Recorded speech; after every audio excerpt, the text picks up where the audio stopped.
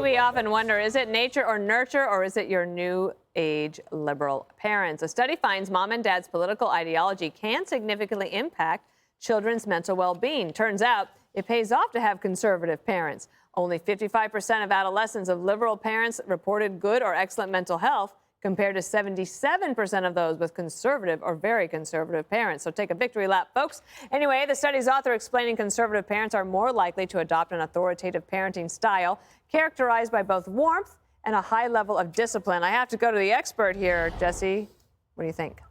I want to clarify something about my parents. I was not raised by the squad, Dana.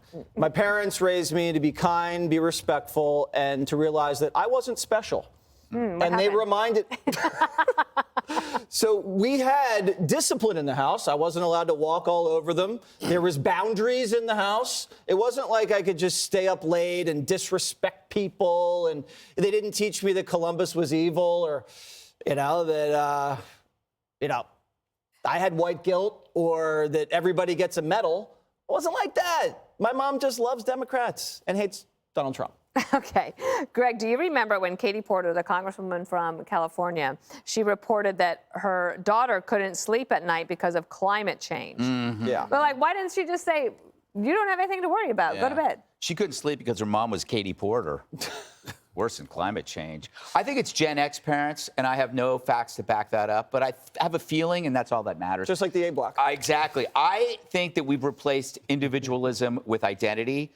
We've gone from what I do to what I am. And you saw the near 60% jump in non-binary status in just 1 year among Oregon students. So that's not a jump in math scores or English scores or physical fitness scores, but in superficial labels, because we've incentivized and rewarded such moves with attention. Parents do it, teachers do it, activists do it, makes you feel truly special. The Daily News, Yale Daily News reports that I think if you major in gender studies, 90% chance you get an A. That's incentivizing it. Ironically, self-labels don't make you stand out. They just mean you joined a different group. You didn't lead, you followed. That's what you need to teach kids. You need to say that this is conformist behavior disguised as individualism. But individualism without productive accomplishment makes you a nobody. It isolates you. You shrink your world into a tribe of one. It's interesting you say that. Charlie Hurt, who we all know and love, he wrote a piece about how his dad was so proud of him because he taught him to be a nonconformist. And of course, if you know Charlie, that is true. So look that column up, everybody. We'll get a little reading going.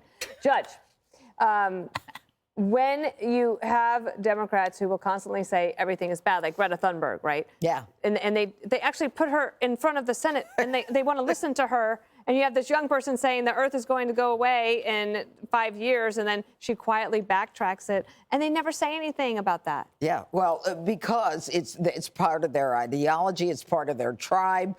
But look, liberal parents have been pushing that the world is ending, that climate is killing us, that the whites are oppressors, that grades are irrelevant.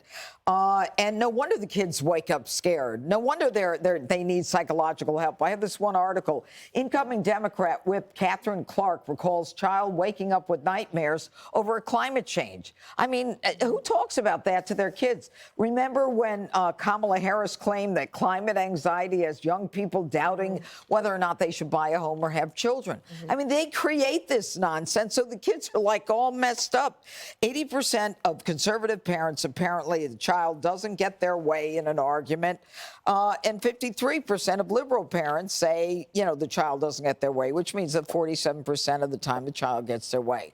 So, I mean, I just think that I have two kids. I was conservative and their father was conservative, and they're successful and they're pretty balanced.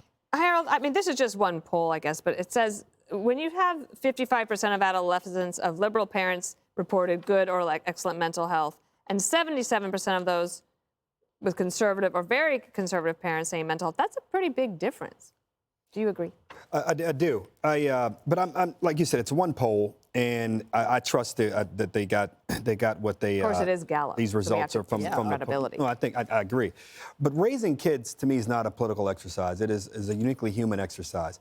I try my hardest. I have two kids, 9 and 8 years old. My wife Emily and I try to raise our kids with a set of rules and boundaries. And we hope that within those rules and boundaries, we teach a lot like you. You said something about what your parents wanted you to have more than anything. At least you said your mom, which was resiliency and being able to respond and react. Because bad things are going to happen and good things are going to happen in life. We want them to be curious. We want them to be critical thinkers. But at the same time, we want them to be respectful and kind to people. We want them to know they got to follow our rules in our house. And I think, I don't know, I mean, I'm a Democrat. When I met her, she was Republican. I'm still a Democrat. And I think my wife is probably a little more Democrat than she was before. That being said, she's a disciplinarian in our household. We all respond to her. You too. Georgia and Hep, we find our. Do you have a bed? Do your kids have a bedtime? We do. What We time have is it? 8 o'clock. They're in bed. I love that. Really? I love a 8 o'clock, they're in bedtime. there. There's not. I mean, maybe you could push it to 9. No, I'm just saying. We tape you. They see you in the morning.